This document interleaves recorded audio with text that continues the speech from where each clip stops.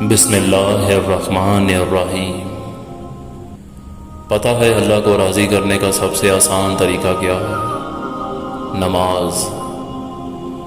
نماز تمہارے اور اللہ کے درمیان موجود ہر فاصلہ ختم کر دیتی ہے، اور اللہ کو اپنے بندے کی سب سے پیاری بات یہی لگتی ہے جب اس کا بندہ اس کے پسندیدہ انداز سے اسے مناتا ہے۔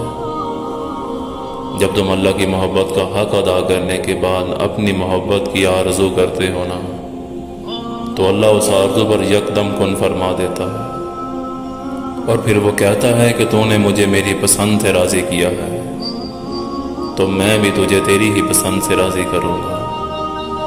کائنات میں کوئی بھی عمل اور کوئی بھی عبادت ایسی نہیں جو نماز کی طرح اللہ کو فوراً تم سے راضی کر سکے۔ اللہ کے نزدیک نماز سے زیادہ محبوب کوئی عمل نہیں، اور جو اس کے محبوب کو اپنا محبوب بنا لیتا ہے، اللہ اس سے بے حد محبت کرنے لگتا ہے۔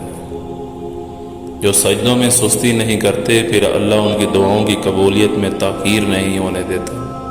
نماز آزمائش میں اللہ کی تمہارے لیے سب سے بڑی پناہ گاہ ہے، اور جو اس کی پناہ میں ہوتے ہیں ان کا بڑے سے بڑا طوفان بھی کچھ نہیں بگاڑ سکتا۔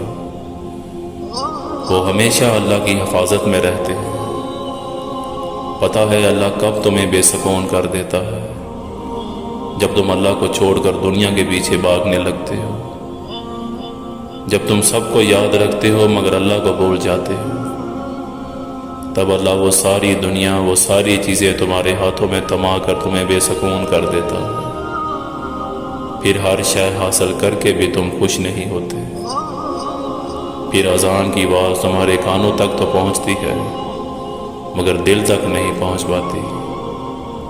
یوں اللہ تمہیں بتاتا ہے کہ میں ہوں تو سب کچھ ہے، اگر میں نہیں تو کچھ بھی نہیں۔ چاہتے رکھو اللہ کی چاہت سے بڑھ کر نہیں۔